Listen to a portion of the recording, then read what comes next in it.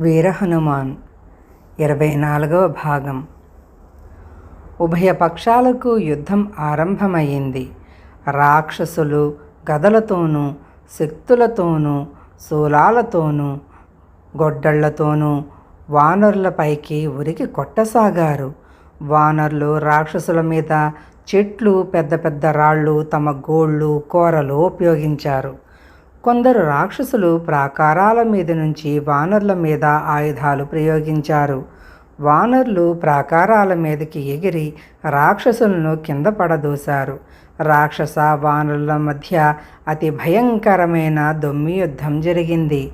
దొమ్మి యుద్ధంతో పాటు ద్వంద్వ యుద్ధాలు కూడా జరిగాయి. ఇంద్రజిత్తు అంగదుడితోనూ విభీషణుడి మంత్రుల్లో ఒకడైన సంపాతి అనేవాడు ప్రజంఘుడనే రాక్షసుడితోనూ హనుమంతుడు జంబుమాలితోనూ యుద్ధం చేశారు.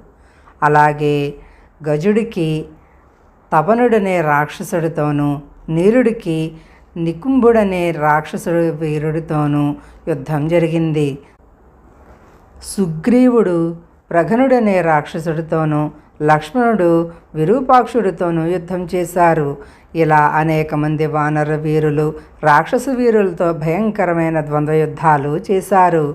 ఈ ద్వంద్వ యుద్ధాలలో అంగదుడు ఇంద్రజిత్తు రథాన్ని, సారథిని, గుర్రాలను నాశనం చేశాడు. సంపాతి ప్రజంఘుణ్ణి చంపాడు. హనుమంతుడు జంబుమాలిని కొట్టాడు.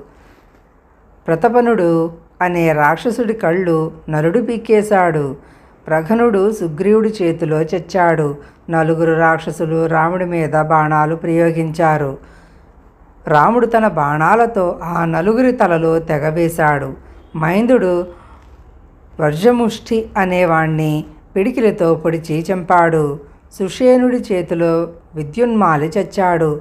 మొత్తం మీద ఇలా జరిగిన ద్వంద్వ యుద్ధాలలో చాలామంది రాక్షసులు వానరుల చేతిలో చచ్చారు. ఇంతలో సూర్యాస్తమయ్యింది. చీకటి పడింది. కానీ యుద్ధం ఆగలేదు.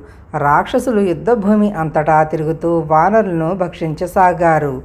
వానరులు బంగారు నగలను, తెల్లగా మెరిసే దంతాలను బట్టి రాక్షసులను పోల్చి పట్టి చీల్చారు. ఆ కటిక చీకటిలోనే రామ లక్ష్మణులు తమ బాణాలతో అనేక మంది రాక్షసులను చంపారు.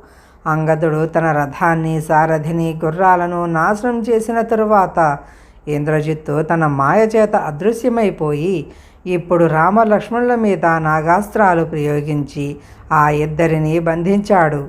అతను వాళ్లతో, నేను అదృశ్యంగా యుద్ధం చేసేటప్పుడు నన్ను ఇంద్రుడు అయినా ఏమీ చెయ్యలేడు. అల్పులైన మీరెంతా, ఇప్పుడే మీ ప్రాణాలు తీస్తాను అంటూ సింహనాదం చేశాడు. బాణాలతో శరీరాలు పూర్తిగా కట్టుబడిపోయిన రామ లక్ష్మణులకు ఏమీ కనిపించలేదు. ఇంద్రజిత్తు వేసే బాణాలు వారి మర్మస్థానాలలో తగిలాయి. ఇద్దరూ నేల మీద పడిపోయారు. వారి రక్తం ఏర్లు కట్టి పారింది. రాముడి స్థితి చూసి లక్ష్మణుడికి జీవితం మీద ఆశపోయింది. హనుమంతుడు మొదలైన వానర ప్రముఖులు రామ లక్ష్మణుల చుట్టూ చేరి దుఃఖించారు. ఇంద్రజిత్తు కోసం వానరులు అనేకులు అన్ని దిక్కులు వెతికారు. కానీ లాభం లేకపోయింది. ఒక్క విభీషణుడిదే తన మాయతో ఇంద్రజిత్తును చూడగలిగాడు. ఈ లోపల ఇంద్రజిత్తు రాక్షసులతో ఇలా చెబుతున్నాడు, చూడండి, రామలక్ష్మణుల పరాక్రమం నా ముందు ఎందుకు పనికిరాలేదు. వాళ్లను నా బాణాలతో బంధించాను. ఈ బంధాల నుంచి వారిని ఎవరూ విడిపించలేరు. వీళ్ళు నా చేతిలో చచ్చారు. ఇలా అని ఇంద్రజిత్తు వానర వీరులను తన బాణాలతో నొప్పించసాగాడు. రాక్షసులు ఇంద్రజిత్తును కొనియాడారు. కదలకుండా పడి ఉన్న రామ లక్ష్మణులు చూసి వాళ్ళు చచ్చిపోయారనుకుని ఇంద్రజిత్తు లంకానగరంలోకి వెళ్ళిపోయాడు.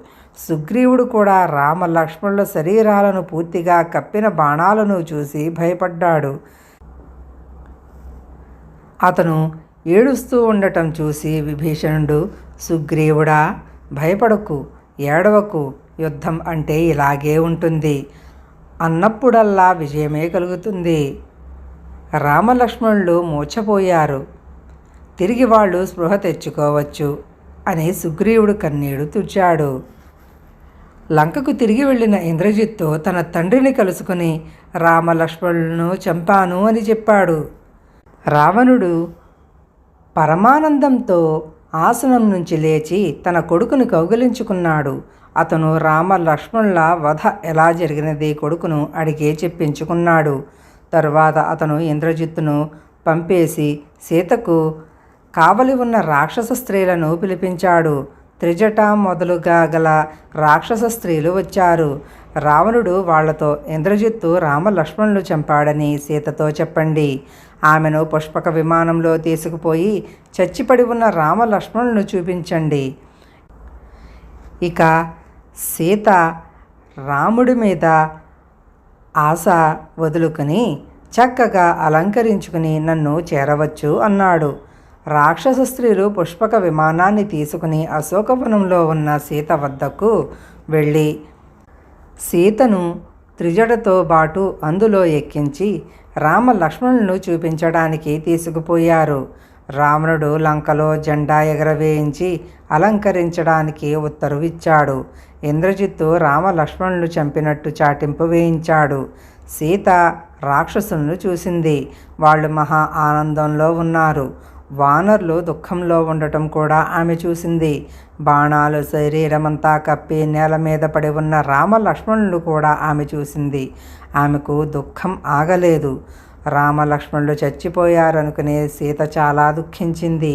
ఆమెకు లోగడ జ్యోతిషులు తాను పుత్రవతి అవుతుందని, తనకు వైధవ్యం లేదని, తన భర్త అశ్వమేధయాగం చేస్తాడని, తాను సామ్రాజ్యానికి పట్టమహిషి అవుతుందని, ఎందుకంటే ఆమె పాదాలలో పద్మరేఖలున్నాయని ఏమేమో చెప్పారు.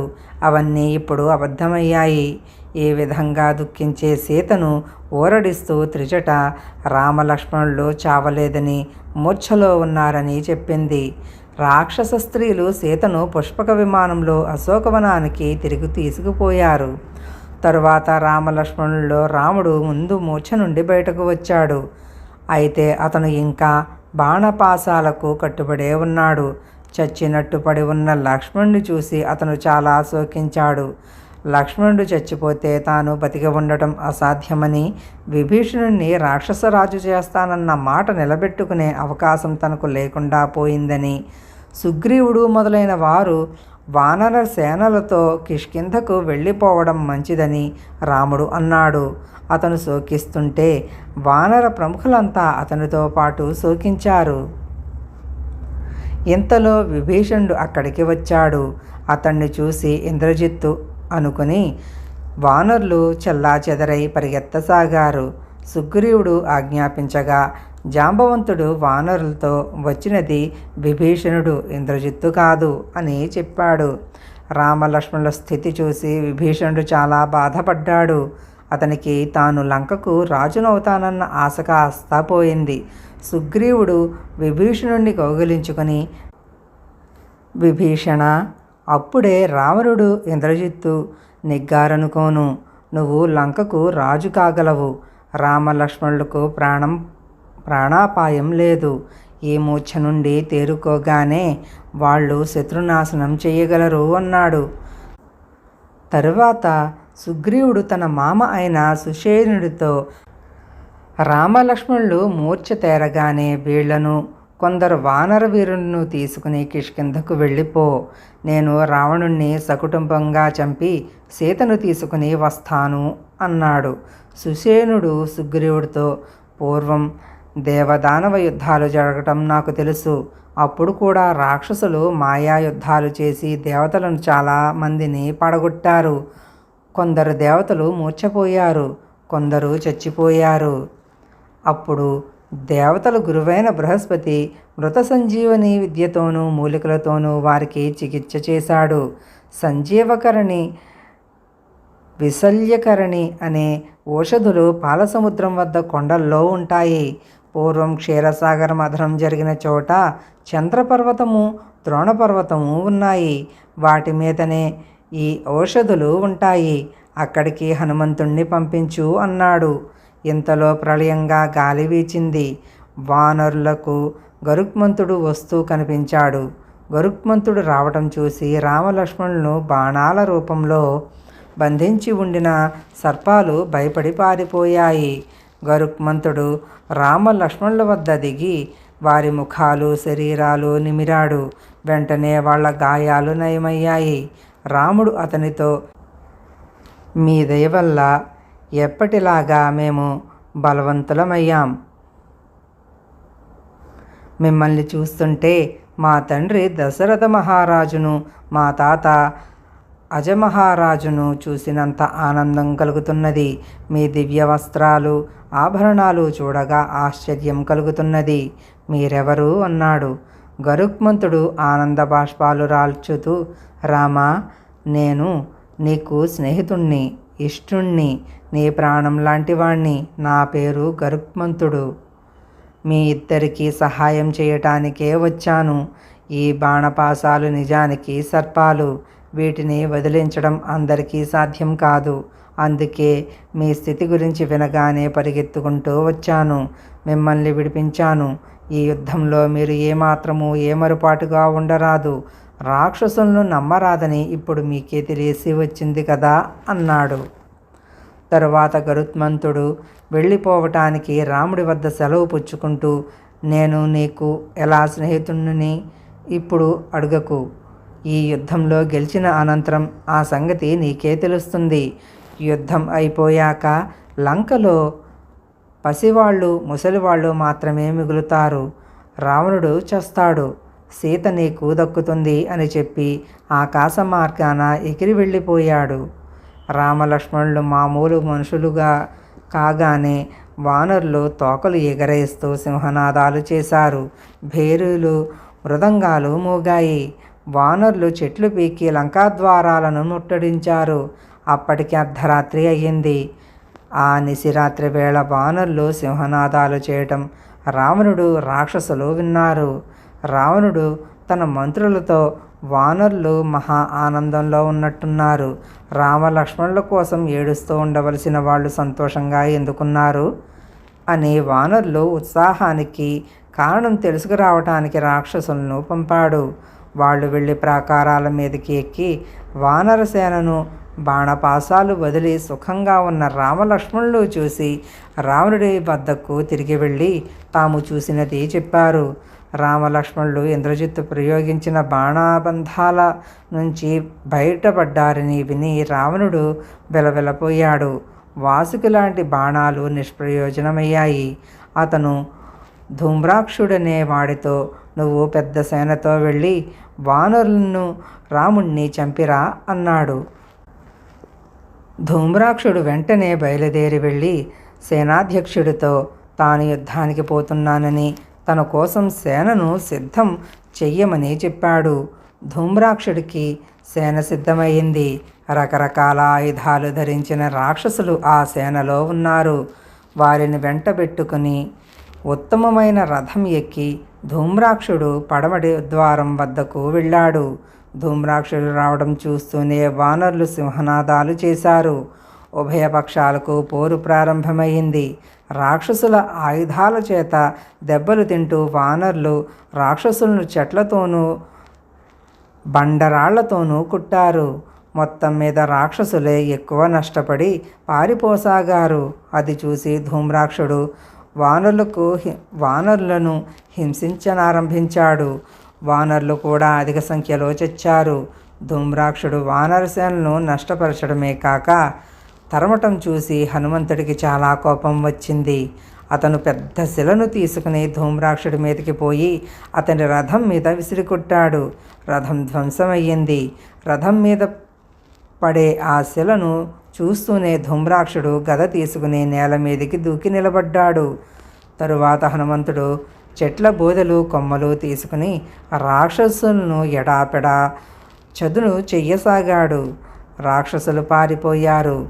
తరువాత హనుమంతుడు ధూమ్రాక్షుడి పైకి వచ్చాడు. ధూమ్రాక్షుడు గదతో హనుమంతుడిని ఎదుర్కొని దానితో హనుమంతుడి తల మీద కొట్టాడు. హనుమంతుడు ఆ దెబ్బను లక్ష్యపెట్టక ధూమ్రాక్షుడి మీద ఒక పర్వత శిఖరాన్ని వేశాడు. ఆ దెబ్బకు ధూమ్రాక్షుడు చచ్చాడు. అది చూసి వానరులు మరింత ఉత్సాహంగా రాక్షసుల మీద పడ్డారు. రాక్షసులు భయపడి లంకలోకి పారిపోయారు. ధూమ్రాక్షుడు చచ్చినట్టు విని రావణుడికి అమిత కోపం వచ్చింది. అతను వజ్రదంష్ట్రుడనే రాక్షసుణ్ణి చూసి, నువ్వు వెంటనే వెళ్ళి రాముణ్ణి, సుగ్రీవుణ్ణి, అందరూ వానరులను చంపిరా అన్నాడు. వజ్రదంష్ట్రుడు మాయలు నేర్చినవాడు. అతను సైన్యాన్ని తీసుకుని, కవచం ధరించి, ధనుర్బాణాలు తీసుకుని రథం మీద యుద్ధానికి బయలుదేరాడు. అతని వెంట మంచి మంచి అస్త్రాలు ధరించిన రాక్షస వీరులు బయలుదేరారు. వజ్రదంష్ట్రుడి రాక్షస సేనలు లంకా నగరపు దక్షిణ ద్వారం గుండా బయటికి వచ్చాయి. ఆ ద్వారాన్ని ముట్టడించినది అంగదుడు. వానర రాక్షసుల మధ్య భయంకరమైన యుద్ధం జరిగింది. ఆ యుద్ధంలో రాక్షసులు అనేక మంది వానరులను చంపడం చూసి అంగదుడు మండిపడి దారుణంగా రాక్షస వధ సాగించాడు. అతని దెబ్బలకు అందుబాటులోకి వచ్చిన రాక్షసుల తలలు ఒక్కొక్క దెబ్బకే పగిలిపోయాయి. అంగదుడి దెబ్బకు తట్టుకోలేక రాక్షస బలాలు చిందరవందర కావటం చూసి వజ్రదంష్ట్రుడికి కోపం వచ్చింది.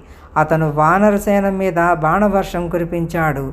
చివరకు అంగదుడు, వజ్రదంష్ట్రుడు ఒకరినొకరు ఎదుర్కొనటం జరిగింది. వారి మధ్య జరిగిన ద్వంద్వ యుద్ధంలో అంగదుడు వజ్రదంష్ట్రుడి రథాన్ని ఒక శిలతో ధ్వంసం చేశాడు. వజ్రదంష్ట్రుడు గద తీసుకుని నేలపైకి దూకి వెంటనే కొంతసేపు మూర్ఛపోయాడు. మూర్ఛ నుంచి బయటపడుతూనే వజ్రదంష్ట్రుడు తన ఎదురుగా నిలిచి ఉన్న అంగదుడి రొమ్ముకేసి గద విసిరాడు. అటు తర్వాత ఇద్దరూ ముష్టి యుద్ధానికి దిగారు. ఇద్దరూ చాలాసేపు పోరాడి అలసిపోయి మోకాళ్ల మీద కూర్చుని ఉన్న సమయంలో అంగదుడు అకస్మాత్తుగా లేచి వజ్రదంష్ట్రుడి తలను ఖడ్గంతో ఖండించాడు. వానరులు చాలా సంతోషించారు. వజ్రదంష్ట్రుడు చచ్చినట్టు విని రావణుడు అకంపుణుణ్ణి సేనతో సహా యుద్ధానికి పంపాడు. ఆ ప్రకారమే అకంపనుడు మంచి రథం మీద సేనను వెంటబెట్టుకుని బయలుదేరాడు. మళ్ళీ రాక్షసులకు, వానరులకు తీవ్రమైన యుద్ధం జరిగింది. రెండు పక్షాల అనేక మంది చచ్చారు.